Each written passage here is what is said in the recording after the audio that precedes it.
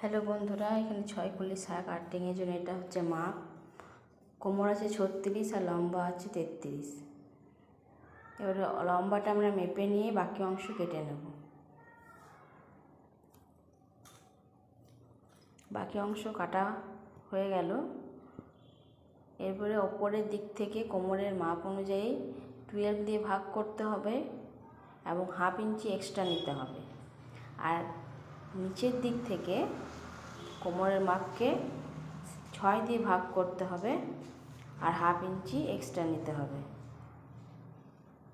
সেলাইয়ের জন্য 1/2 ইঞ্চি করে এক্সট্রা নিতে হবে এবং 1/2 ইঞ্চি করেই সেলাই করতে হবে। এবার বেঁকা পাটের সাথে সোজা পাট সেলাই করার পর নিচের দিক থেকে আমাদের কিছুটা পরিমাণ কাপড় বাড়বে, সেটা সেলাই করার পর কেটে নিতে হবে।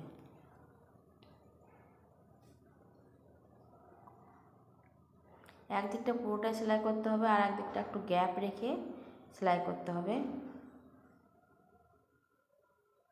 তো কামিজের যেমন ফাড়া সেলাই করে সেরকম করে সেলাই করতে হবে।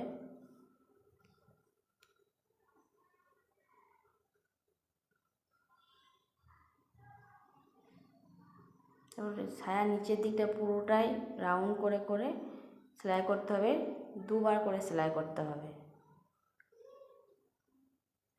এবার বেল্ট হচ্ছে আমাদের 5 ইঞ্চি চওড়া আর যার যা কোমর তার থেকে ডিভাইডেড করে 2 দিয়ে ভাগ করে পরে 1 ইঞ্চি এক্সট্রা নিতে হবে। এবার যেমন পরিমাপ অনুযায়ী মেপে নিয়ে রাখতে হবে।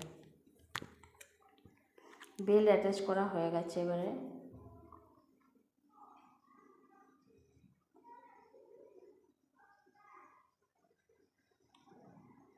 এরকমভাবে পুরোটাতে সেলাই চালিয়ে দিতে হবে।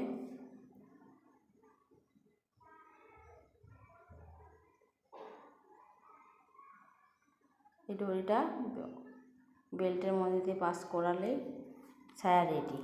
ধন্যবাদ।